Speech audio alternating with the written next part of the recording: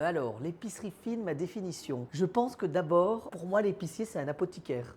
Mais l'apothicaire des temps modernes. C'est-à-dire que c'est l'idée de se dire, je rentre dans une épicerie, qui est un commerce assez particulier, parce que quand vous rentrez dans l'épicerie, vous vous rendez compte que quand le client ressort, vous connaissez un bout de sa vie, en fait. Et c'est vraiment l'idée, parce qu'on vient y acheter des choses pour quelqu'un à qui on va offrir ce cadeau, ou peut-être on vient acheter quelque chose pour soi. Et finalement, à chaque fois, on se rend compte qu'on connaît un bout de la vie des gens qui sont passés par chez nous. Et puis, ce que je trouve rigolo, c'est que comme les apothicaires, on soigne non pas les maux du corps, mais les maux de l'âme. Voilà. Alors moi, mon produit coup de cœur, pour moi, c'est les pâtes de Luce Cornan. Ça fait 100 ans, la famille Cornan, qui sont à Saint-Étienne et qu'ils font des pâtes merveilleuses. Les machines n'ont pas bougé depuis un siècle. Comme dit le papa de Luce, qui est encore en boutique, ou du moins dans le labo, les machines ont connu les deux guerres et, et elles auront connu le Covid aussi. En tout cas, je peux vous dire que leurs pâtes sont merveilleuses. Ce qui est chouette, c'est qu'ils font des pâtes des tagliatelles, par exemple, où ils incorporent vraiment de l'ail et du persil. Quand c'est des ail persil, quand c'est citron, c'est vraiment des montagnes de citron qui arrivent. Ils zestent le citron et l'incorporent à leur semoule. Enfin, ouais, c'est vraiment, vraiment divin comme méthode de fabrication. Il y a du vrai produit, chaque tagliatelle sont coupées comme ça au ciseau, clac, dans la machine, ça sort et ils coupent. Après, ils les prennent avec une pince, ils les mettent en rond comme ça pour qu'elles sèchent dans des petites clayettes. Enfin, c'est vraiment de l'artisanat pur. Voilà, et c'est top. Le souvenir d'enfance, la Madeleine de Proust. Moi, je dirais, c'est les petites grillotines que j'avais le droit de manger à Noël, qu'on n'a même pas d'ailleurs dans l'épicerie, parce que je ne les ai pas rencontrées, je ne suis pas allé sur place, et c'est l'idée de l'épicerie, c'est de n'avoir que des produits de producteurs qu'on a rencontrés ou, ou que je suis allé rendre visite. Et en tout cas, là, pour la griotine, c'est vraiment un souvenir où j'allais justement dans cette épicerie, chez Cornan, qui fait des pâtes, mais qui à la base est une épicerie fine. Et j'y allais comme ça, et c'était le truc que j'avais le droit de goûter au moment des fêtes. Mais pas beaucoup parce qu'il y avait un peu d'alcool quand même.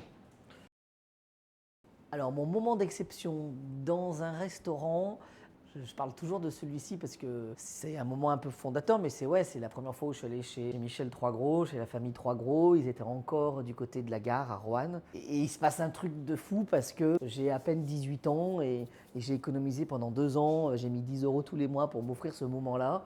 Et, euh, et ouais, c'est un moment de jouissance gastronomique, on va dire. Parce que c'est la première fois où je mets les pieds dans un 3 étoiles, c'est la première fois que je rencontre un univers qui est de la cuisine, mais qui est faite aussi bien comme du spectacle, mais qui a aussi de l'âme. C'est pas, c'est dans le sens noble du spectacle, mais on vit un moment, on vit une expérience, voilà, qu'on épouse entièrement et on se jette. Il y a un lâcher prise qui est hyper touchant.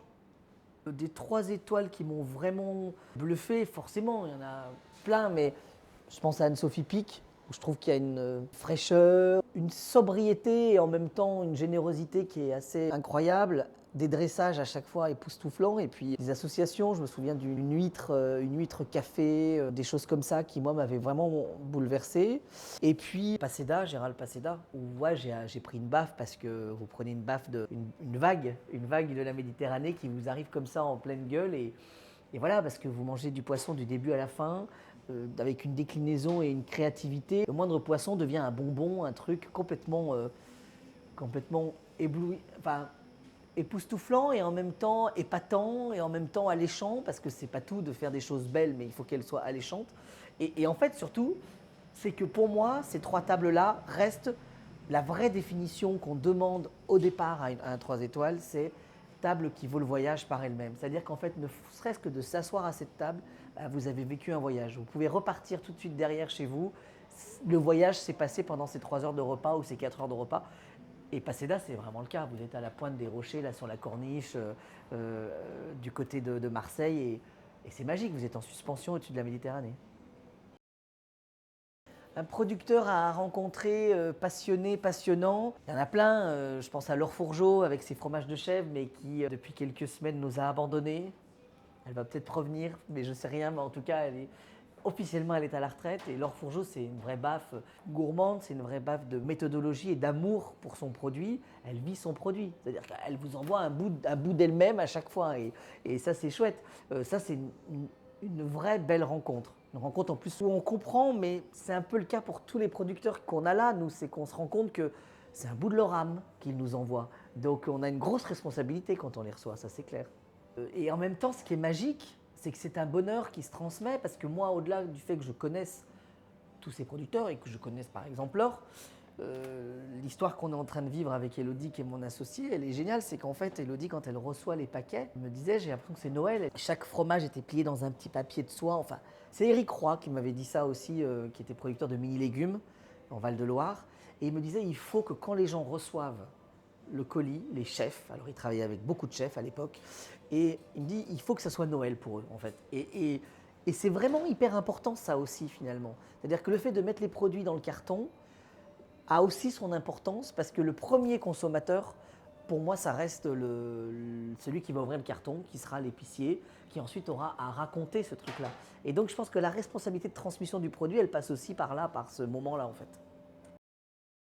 Moi, je trouve que de mettre en image et de raconter la passion qu'il peut y avoir à travers la transmission d'un produit, c'est super beau. C'est pour ça que moi, je compare aussi l'épicier à être un apothicaire, parce que je pense en fait que nos métiers ont besoin de reprendre des lettres de noblesse, parce qu'en fait, il y a un vrai rôle de l'épicier et de ce que toi tu vas faire, qui est de créer du lien en fait. Alors en plus, le faire à Sainte-Maxime, on est dans une zone qui est plutôt une zone qu'on imagine tournée sur le tourisme.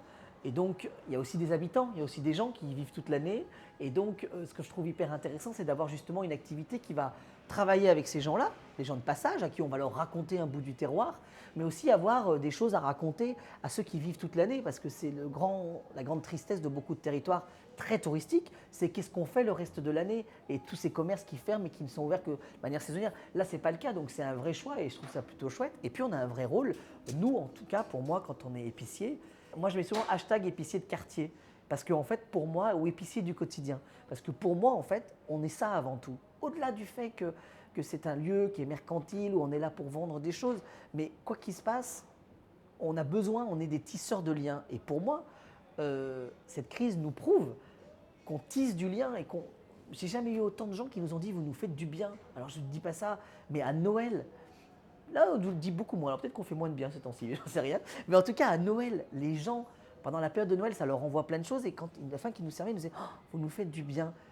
Parce que cette vie est un peu dure ces temps-ci, encore plus. Et puis on a déshumanisé l'acte d'acheter, on a déshumanisé l'acte de consommer, l'acte de manger, l'acte de se nourrir.